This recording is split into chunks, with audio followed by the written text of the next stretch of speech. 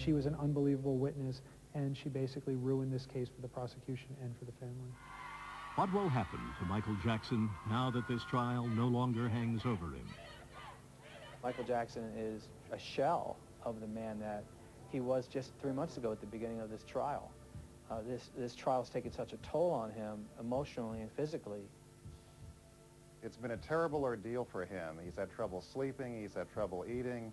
It was an exhaustive 5 months, and fortunately we came out ahead, and now he can rebuild his life. But as the world learned over the past 4 months, Jackson has a host of problems that still face him. He may face a civil suit from the same family or other accusers. There is also a move to take away his own children.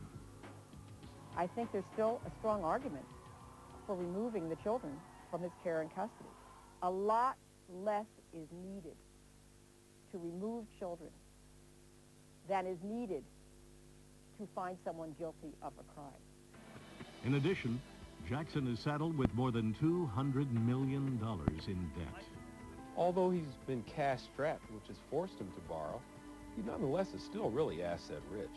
You know, if Michael were to go out, liquidate all of his assets after this trial, pay off all of his debt, he would still moonwalk away into the sunset with about $200 million. But that would mean selling his most prized assets, his share of the Sony ATV music catalog, which includes the Beatles songbook, and his showcase home, Neverland. Some observers think that should be the first to go. Neverland is, I think, an albatross. A guy who's, who has gained this reputation, whether deserved or not, for being a person who has nefarious activity with kids. An amusement park is the last thing he needs. The question now is, can Michael Jackson return to a musical career? Will he have an audience? Michael will no longer be the king of pop. I think his fan base has diminished greatly as a result of these charges. I think there are a lot of people who will naturally be turned away from his music, no matter how brilliant it may be. But on the same token, I think there are also a lot of people who will stay around. Look, there are a lot of people who think all of this is one great conspiracy and still express their unwavering love for Michael Jackson and his music. At the end of the day, it's all about the hits. It's all about a hit song.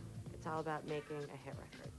And if Michael can make a hit record, people will buy it.